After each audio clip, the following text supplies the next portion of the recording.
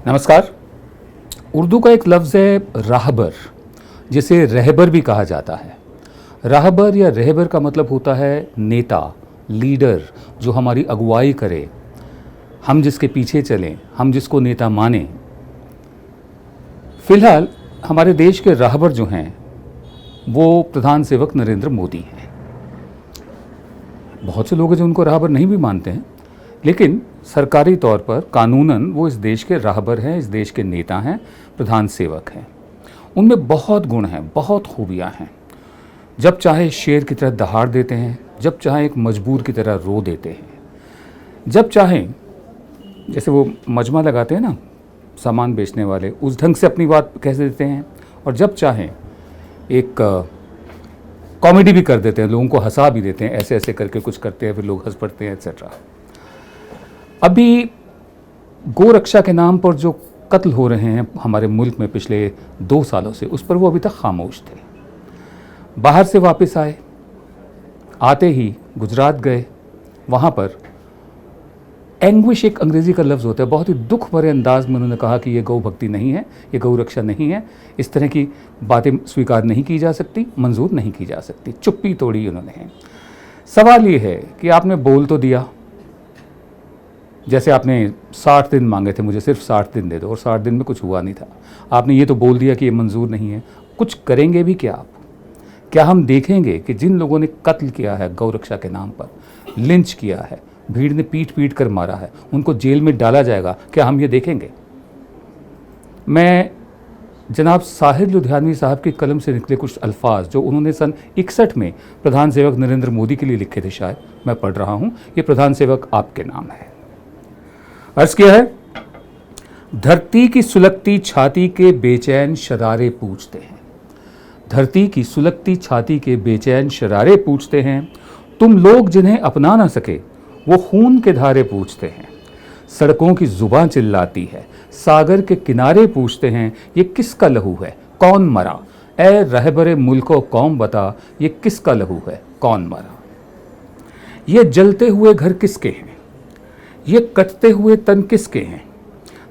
मजहब के अंधे तूफान में लुटते हुए गुलशन किसके हैं? बदबख्त फिजाएं किसकी हैं, बर्बाद नशेमन किसके हैं? कुछ हम भी सुने, हमको भी सुना, ए रहबरे मुल्को कौम बता, ये किसका लहू है, कौन मरा? किस काम के हैं ये दीन धर्म जो शर्म के दामन चाक करें? किस तरह के हैं ये देश भगत जो बसते घरों को खाक करें? ये रूहें कैसी रूहें हैं जो धरती को नापाक करें? आंखें तो उठा, नजरें तो मिला, ए रहबरे मुल्को कौम बता, ये किसका लहू है, कौन मरा? जिस राम के नाम पे खून बहे उस राम की इज्जत क्या होगी?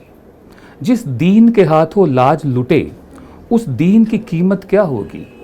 इंसान की इस जिल्लत से परे, इंसान की इस जिल्लत से परे शैतान की जिल्लत क्या होगी? ये वेद हटा, कुरान उठा, ए रहबरे मुल्को कौम बता, ये किसका लहू था, कौन मरा? क्या जवाब आएगा?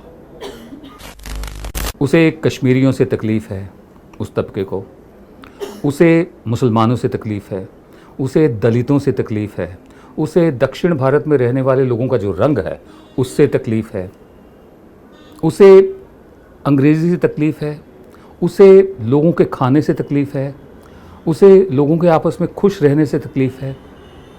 वो चाहता है कि सब लोग, ये तबका ख़ास चाहता है कि सब लोग उन जैसे हो जाए। और सबसे ज़्यादा तकलीफ़ उन्हें नॉर्थ ईस्ट में रहने वालों से भी है। नॉर्थ ईस्ट में रहने वाले अभी भी भारत की मुख्य धारा का हिस्सा इन लोगों के द्वारा, इस तबके के द्वारा नहीं माने जाते हैं। ये तबका बहुत ही स्वार्थी किस्म का तबका भी है।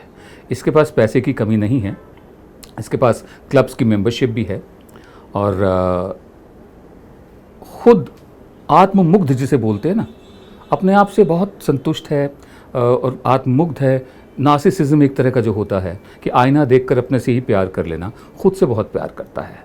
नॉर्थ ईस्ट वालों के साथ जो ज़्यादतियाँ होती हैं उसकी एक मिसाल एक बार फिर सामने आई दिल्ली गोल्फ क्लब में।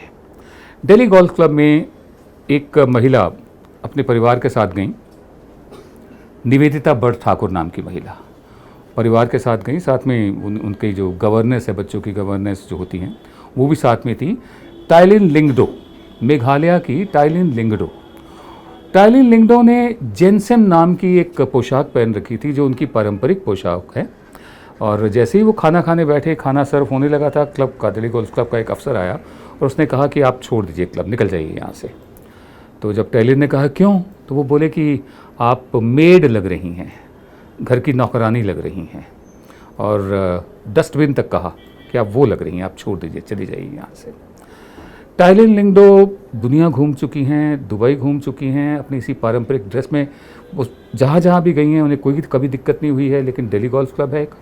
इससे पहले श्रीमती मोहिनी गिरी अपने परिवार के साथ दिल्ली जिमखाना क्लब में गई थी, तो साथ में उनके घर में काम करने वाली थी और उनको कहा गया था कि आप छोड़ दीजिए, यहाँ ये आपकी जो ये साथ में मेहमान हैं वो नौकरानी लग रही है और फलाना ड्राइवर लग रहा है। इससे पहले सन 2014 में जस्टिस डी हरिपंथानम, जो मद्रास हाईकोर्ट के जज थे, उनको चेन्नई क्रिकेट एसोसिएशन के क्लब में नहीं जाने दिया गया क्योंकि उन्होंने वेष्टी पहन रखी थी। अब वेष्टी तमिलनाडु की, पूरे दक्षिण भारत की पारंपरिक पोशाक है, जो जिसे हम उत्तर भारत में धोती कहते हैं। धोती की तरह तो नहीं बांधी जाती, वो लुंगी की तरह बांधी जाती है, तो वो वेष्टी पहनी हुई थी।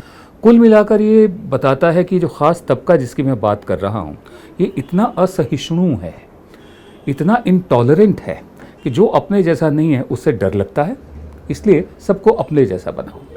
मेरा ख्याल है समझदार को इशारा काफ़ी होता है कि ये तबका कौन है। ये वो तबका है जिसके एक नेता ने अभी हाल ही में कहा कि दक्षिण भारतीय भी तो हमारे साथ रहते हैं, उनका रंग काला होता है, वो भी तो हमारे साथ रहते हैं, हमारे साथ मानकर चलते कि ये मुल्क सिर्फ उनका है, किसी और का नहीं।